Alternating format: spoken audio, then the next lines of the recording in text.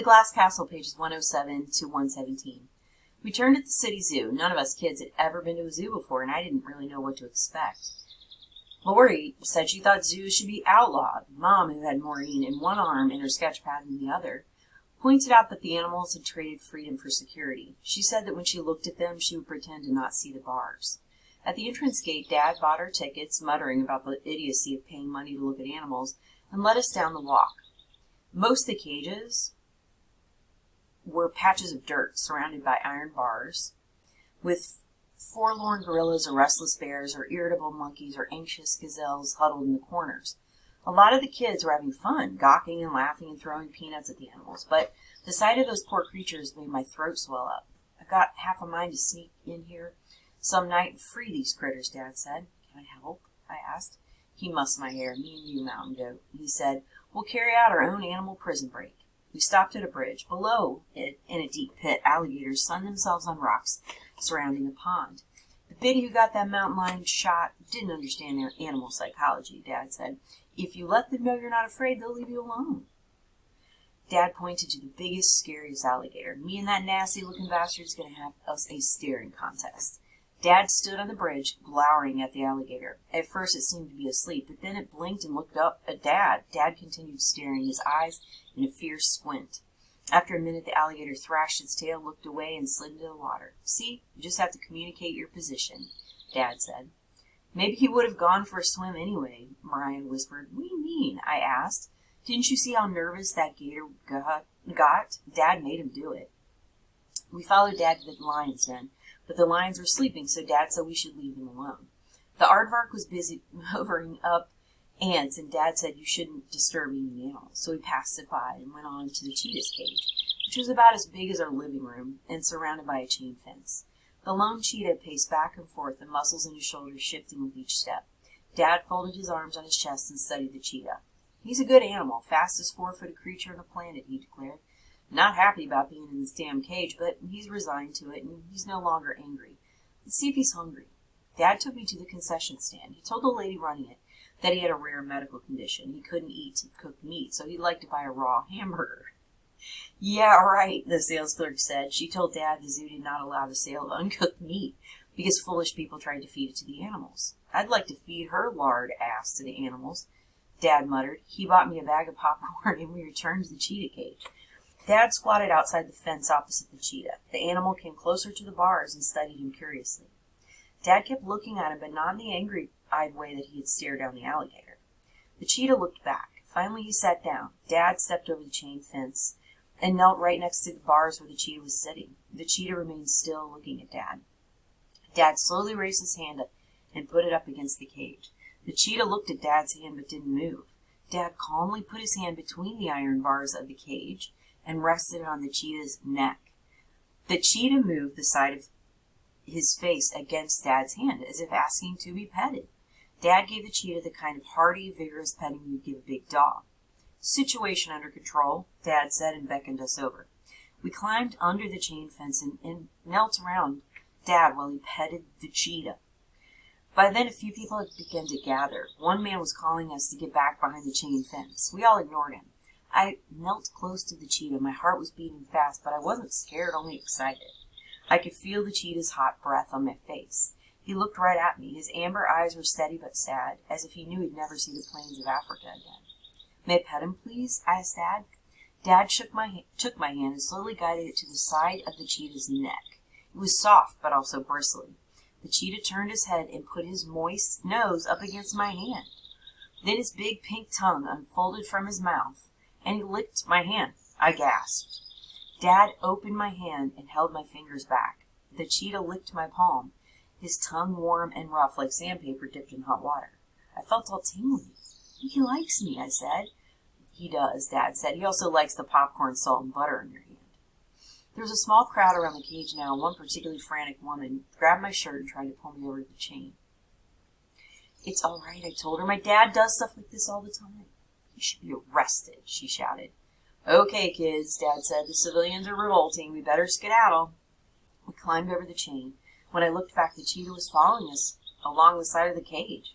Before we could make our way through the crowd, a heavy man in a navy blue uniform came running toward us.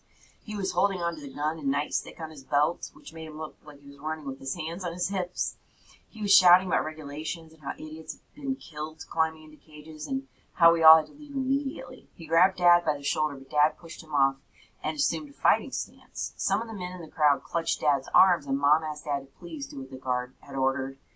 Dad nodded and held out his hands in a peace gesture. He led us through the crowd toward the exit, chuckling and shaking his head to us to let us kids know these fools were not worth the time it would take to kick their butts. I could hear people around us whispering about the crazy drunk man and his dirty little urchin children, but who cared what they thought? None of them had ever had their hand licked by a cheetah. It was around this time that Dad lost his job. He said there was nothing to worry about because Phoenix was so big and growing so fast he could find another job at a site where they hadn't spread lies about him. Then he got fired from his second job and from his third and was kicked out of the electricians' union and started doing odd jobs and day work. Whatever money Mom had inherited from Grandma Smith has disappeared, and once again we started scraping by.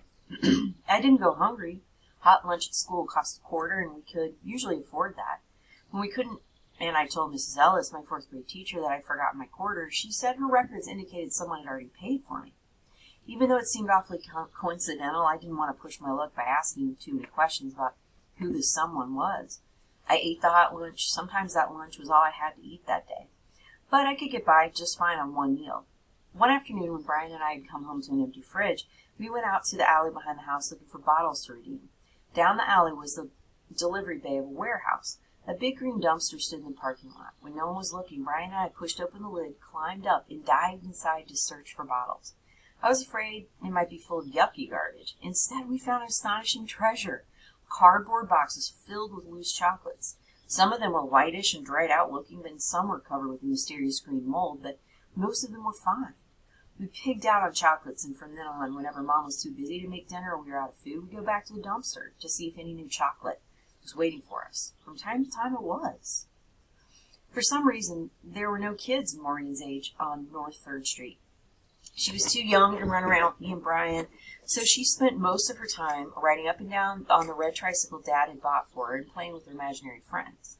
They all had names, and she would talk to them for hours. They'd laugh together, carry on, detailed conversations, and even argue. One day, she came home in tears when I asked her why she was crying. She said she'd gotten into a fight with Susie Q, one of the imaginary friends. Maureen was 5 years younger than Brian, and Mom said that since she didn't have any allies in the family around her age, she needed special treatment. Mom decided Maureen needed to enroll in preschool, but she said she didn't want her youngest daughter dressed in thrift store clothes that the rest of us wore. Mom told us we would have to go shoplifting. Isn't that a sin? I asked Mom. Not exactly, Mom said. God doesn't mind you bending the rules a little if you have a good reason. It's sort of like justifiable homicide. This is justifiable pilfering. Mom's plan was for her and Maureen to go into the dressing room of a store with an armful of new clothes for Maureen to try on. And when they came out, Mom would tell the clerk she didn't like any of the dresses. At that point, Lori, Brian, and I would create a ruckus to distract the clerk, while Mom hid a dress under the raincoat she would be carrying on her arm. We got 3 or 4 nice dresses for Maureen that way, but on one excursion when Brian and I were pretending to punch each other out, and Mom was in the process of slipping a dress under her raincoat, the saleslady turned to Mom and asked if she had intended to buy the dress she was holding. Mom had no choice but to pay for it. $14 for a child's dress, she said as we left the store. It's highway robbery. Dad devised an ingenious way to come up with extra cash. He figured out that when you made a withdrawal from the drive-through window at the bank, it took a few minutes for the transaction to register in the computer. So he would open a bank account, and a week or so later he would withdraw all the money from a teller inside the bank while Mom withdrew the same amount from the drive-through window. Lori said it sounded outright felonious, but Dad said all he was doing was outsmarting fat cat bank owners who shylocked the common man by charging usurious interest rates. We're innocent expressions, Mom told us kids the first time we dropped Dad off at the front of the bank. Will we have to go to juvenile delinquent center if we get busted? I asked. Mom assured me it was all perfectly legal. People overdraw their accounts all the time. If we get caught, we'll just pay a little overdraft fee. She explained that it was sort of like taking out a loan without all the messy paperwork. But as we drove up to the teller's window, Mom seemed to get edgy and giggled nervously as she passed the withdrawal slip through the bulletproof window. I think she was enjoying the thrill of taking from the rich. After the woman inside passed us the cash, Mom drove around to the front of the bank. In a minute, Dad strolled out. He climbed in the front of the car, turned around, and with a wicked grin, held up a stack of bills and rifled them with his thumb.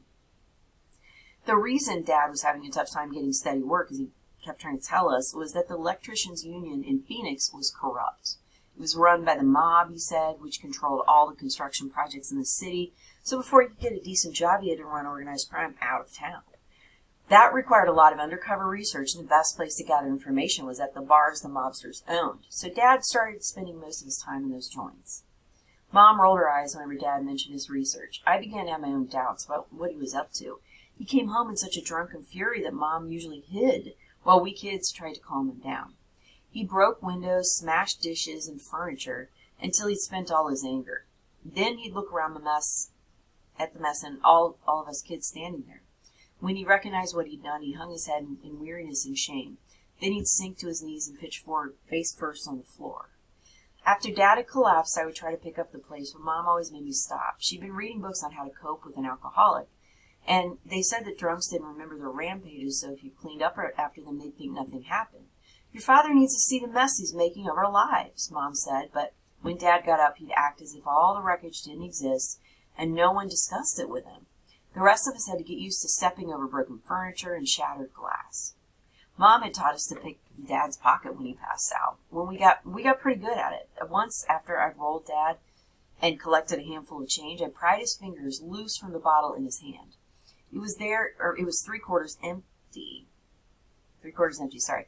I stared at the amber liquid. Mom never touched the stuff, and I wondered what Dad found so irresistible. I opened the bottle and sniffed. The awful smell stung at my nose, but after working at my courage, I took a swig. It had a hideously thick taste, smoky and so hot it burned my tongue. I ran to the bathroom, spat it out, and rinsed out my mouth.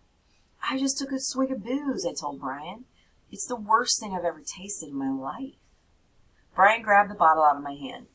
He emptied it into the kitchen sink, then led me out to the shed and opened up a wooden trunk in the back marked toy box.